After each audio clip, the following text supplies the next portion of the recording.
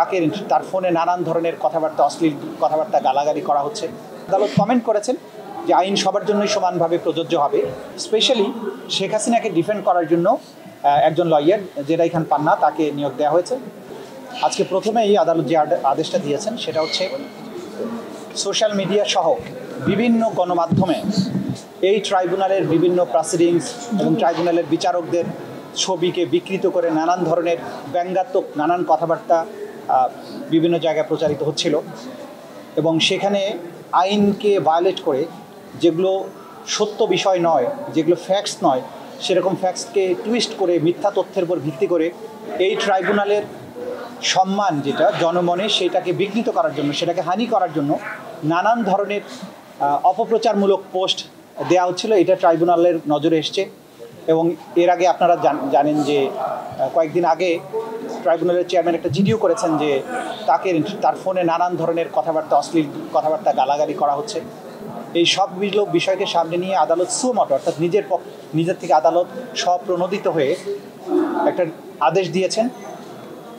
আমাদের তথ্য প্রযুক্তি মন্ত্রণালয়ের সচিব, বিটিআরসি চেয়ারম্যান এই দুজনের প্রতি ডাইরেকশন দিয়েছেন যে সামাজিক মাধ্যমে এই ধরনের যত ব্যঙ্গাত্মক পোস্ট আছে সেগুলোকে রিমুভ করার জন্য এবং ভবিষ্যতে যাতে এই ধরনের পোস্ট আর কেউ করতে না পারে সেই ব্যাপারে প্রয়োজনীয় ব্যবস্থা গ্রহণের জন্য নির্দেশ দিয়েছেন এবং পরবর্তী সময়ে একটা কমপ্লায়েন্স দিতে বলেছেন আদালতের কাছে। এটা হচ্ছে প্রথম অর্ডার। দ্বিতীয় যে দুটো মামলা ছিল গুমের ব্যাপারে, একটা টিএফআই এবং আরেকটা জেআইসি রিলেটেড, সেই দুটো মামলায় চার্জ শুনানির জন্য একটা ৩রা ডিসেম্বর আর একটা ৭ই ডিসেম্বর দিন ধার্য করা হয়েছে। এখানে তাদের কয়েকটা অ্যাপ্লিকেশন ছিল, অ্যাপ্লিকেশনগুলো আদালত কিছুটা শুনেছেন, বলেছেন এগুলো পরবর্তীতে আরও শুনতে চান। আর আমরা প্রসিকিউশনের পক্ষ থেকে বলেছি যে এই ধরনের অ্যাপ্লিকেশন দেওয়ার কোনো সুযোগ নেই, কারণ তারা ভার্চুয়ালি হাজিরা দিতে চেয়েছেন। আদালত কমেন্ট করেছেন যে আইন সবার জন্যই সমানভাবে প্রযোজ্য হবে। যেহেতু বাংলাদেশের সাবেক প্রধান বিচারপতি কারাগারে আছেন, তাকে কোর্টে অ্যাটেন্ড করতে হয় ফিজিক্যালি।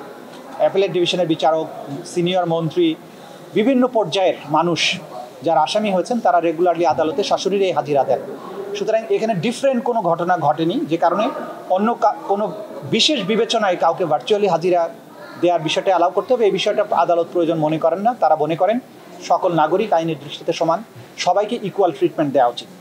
তারপরেও যেহেতু ডিফেন্স পক্ষ বলেছেন তারা এই অ্যাপ্লিকেশনগুলো পরবর্তীতে আবার শুনানি করতে চান, আদালত বলেছেন হ্যাঁ সময় হলে উনি আবার শুনবেন। মোটা দাগে এই অ্যাপ্লিকেশনগুলোর উপরে আদালত তার কমেন্ট পাস করে এই ব্যাপারে কোনো আর আদেশ না দিয়ে পরবর্তী তারিখ নির্ধারণ করেছেন। সেই তারিখ দুটোতে আসামিদের সশরীরে হাজির থাকতে হবে এবং সেই দিন অভিযোগ গঠনের উপরে শুনানি অনুষ্ঠিত হবে। ওই দুটো মামলায় অনেক আসামি পলাতক আছেন, বিশেষ করে সাবেক প্রধানমন্ত্রী সাজাপ্রাপ্ত শেখ হাসিনা, সাবেক স্বরাষ্ট্রমন্ত্রী সাজাপ্রাপ্ত আসাদুজ্জামান খান কামাল, তারাও এই মামলার আসামি গুমের ব্যাপারে। তাদের ব্যাপারে স্টেট ডিফেন্স লয়ার নিয়োগ দেওয়া হয়েছে এবং ওনাদের বাইরেও অনেকে আসামি যে কয়েকজন আছেন তাদের মধ্যে অনেকেই পলাতক আছেন, তাদের ব্যাপারেও স্টেট ডিফেন্স লয়ার নিয়োগ দেওয়া হয়েছে। স্পেশালি শেখ হাসিনাকে ডিফেন্ড করার জন্য একজন লয়ার জেরাই খান পান্না তাকে নিয়োগ দেওয়া হয়েছে। আর আসাদুজ্জামান খান কামালের জন্য একজন লয়ার এনগেজ করা হয়েছে এবং বাকি যারা আছেন তাদের জন্য আলাদাভাবে স্টেট ডিফেন্স লয়ার নিয়োগ করা হয়েছে এবং তারা আইন অনুযায়ী আদালতকে সেইভাবে স্টেট ডিফেন্স লয়ার হিসেবে সহযোগিতা করবে। মাত্র ৩০% টাকায় জমির মালিক হয়ে নতুন বাংলাদেশের গড়ে তোলার স্বপ্ন দেখা বাংলা বসতি। না, বিষয়টা হচ্ছে উত্তপ্ত বাক্য বিনিময়ের কিছু নেই। বিষয়টা হচ্ছে আদালতের প্রসিডিংস, এটা ওনারা অ্যাপ্লিকেশন দিয়েছেন, কিন্তু আমরা যেটা প্রশ্ন করেছি আদালতের কাছে, যে আদালতে আমরা যুক্তিতর্ক তুলে ধরেছি যে এই আদালতের কাছে যে কোনো আবেদন যদি করতে হয় তাহলে কোন আইন অনুযায়ী বা আইনের কোন বিধান অনুযায়ী, কোন ধারা অনুযায়ী আবেদন করা হচ্ছে সেটা উল্লেখ করতে হবে। তো উনি একটা ঢালাও অ্যাপ্লিকেশন করেছেন, কখনো বলছেন আমার ফোনের কল রেকর্ড মেসেজ এগুলো আমি পেতে চাই। তো ফোনের কল রেকর্ড মেসেজ উনি পেতে চান কেন, সেটার সাথে এই মামলার কী সম্পর্ক আছে? তার মামলায় এখন পর্যন্ত অভিযোগপত্র দাখিল হয়নি। তো ওনার মেসেজ এবং কল রেকর্ড যদি উনি পেতে চান ভিন্ন ফোরামে যাবেন। তো ওনার যে কোনো কিছু দরকার হলে ট্রাইব্যুনালের কাছে আসছেন, এটা আইনের বিধানের বাইরে, এটা আনহার্ড অফ। উনি একজনের কাছে একটা জিনিস পান বা একটা জিনিস চেয়েছেন, উনি দেয়নি, ট্রাইব্যুনালের কাছে আসবেন। ওইটা পাওয়ার জন্য যেখানে যাওয়ার কথা আইনসম্মত উপায়, যে অথরিটির কাছে যাবার কথা সেখানে তিনি যাবেন। সেই জাতীয় ফ্যালাশাস অ্যাপ্লিকেশন উনি ফাইল করেছেন, সেগুলোর আমরা বলেছি এই ধরনের অ্যাপ্লিকেশন এন্টারটেইন করার সুযোগ নেই।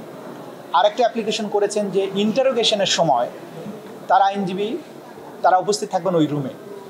আমাদের আইনে এই ইন্টারন্যাশনাল ক্রাইমস ট্রাইব্যুনাল অ্যাক্টের কোথাও ইন্টারোগেশনের সময় তদন্তকারী কর্মকর্তার সামনে আইনজীবীকে বসে থাকার কোনো বিধান আইনে নাই।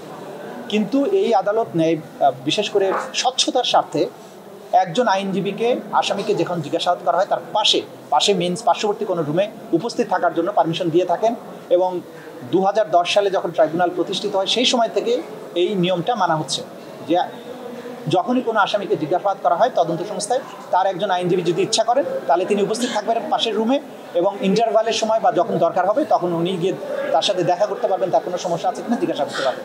পাশাপাশি একজন ডাক্তারকেও রাখা হয় যাতে কোনো সময় যদি সেই আসামি অসুস্থতা বোধ করেন তাহলে যাতে তাকে চিকিৎসা দেওয়া যায়। এগুলো ফেয়ারনেসের স্বার্থে আদালত করে থাকেন, এগুলো আমাদের আইনে কিন্তু নাই, তারপরেও এটা প্রোভাইড করা হয়। কিন্তু উনি বলতে চাচ্ছেন যে জিজ্ঞাসাবাদের সময় আসামির পাশে উনি বসে থাকবেন, এইটা বাস্তবসম্মত নয়।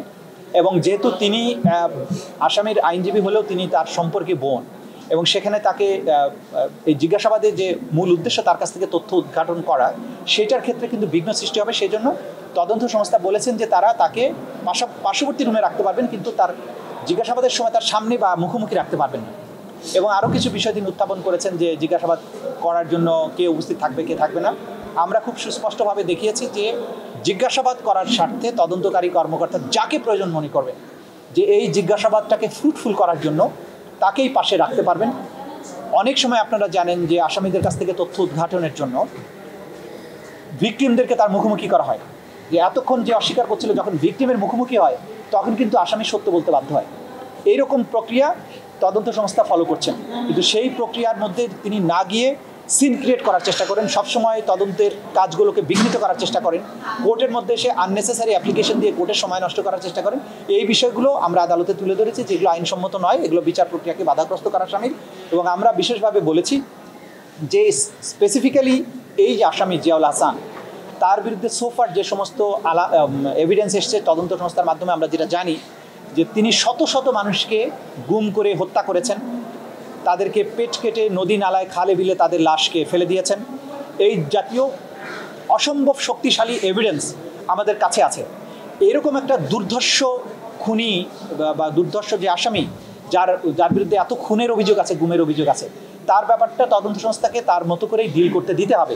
আইন অনুযায়ী তাকে জিজ্ঞাসাবাদ করা, তথ্য উদ্ঘাটনের জন্য যা প্রয়োজন তদন্ত সংস্থায় সেগুলো এগুলো করতে দিতে হবে। কারণ বাংলাদেশের সবচাইতে আমি বলবো যে একক ব্যক্তি হিসাবে সবচাইতে বেশি সংখ্যক অপরাধের সাথে তার সম্পৃক্ততা পাওয়া গিয়েছে বলে আমরা জানতে পেরেছি। সুতরাং এই বিষয়গুলো যতটুকু সম্ভব তাকে সতর্কতার সাথে জিজ্ঞাসাবাদ করার ব্যাপারে তদন্ত সংস্থার যে স্বাধীনতা আছে আইন অনুযায়ী সেটা যেন তদন্ত সংস্থা ভোগ করতে পারে সেটা আমরা আদালত এগুলো হাইপ তৈরি করার জন্য আমাদের কাছে যখন জিজ্ঞাসাবাদ আমরা করি আমাদের তদন্ত সংস্থায় সেখানে সমস্ত জিজ্ঞাসাবাদটা ভিডিওগ্রাফ থাকে। উনি একটা মিথ্যা শুধু নয় জলজান্ত মিথ্যা কথা বলেছেন এবং শুধু তাই না তিনি সেখানে গিয়ে সিন ক্রিয়েট করার চেষ্টা করেছেন। উনি উল্টে আরও তদন্তকারী কর্মকর্তাদের সাথে দুর্ব্যবহার করেছেন এবং আমরা এটা ট্রাইব্যুনালকে জানিয়েছি যে ভবিষ্যতে এই জিয়াউল হাসানের মামলায় জিজ্ঞাসাবাদের সময় যদি আইনজীবীকে উপস্থিত থাকতে হয় তার এই আইনজীবী যিনি বিশেষভাবে ওইখানে কোনো সমস্যা তৈরি করেন এরকম কোনো লোককে যাতে না দেওয়া হয় সেটা আমরা ভবিষ্যতে হয়তো প্রেয়ার করবো যদি দরকার হয়। কারণ আমাদের এই প্রক্রিয়ার মধ্যে কেউ যদি ডিস্টারবেন্স ক্রিয়েট করে, সমস্যা তৈরি করে, নিশ্চয়ই তদন্তকারী কর্মকর্তারা সেই বিষয়টা অ্যালাউ করবেন না। আমাদের স্মুথলি তদন্ত করতে হবে।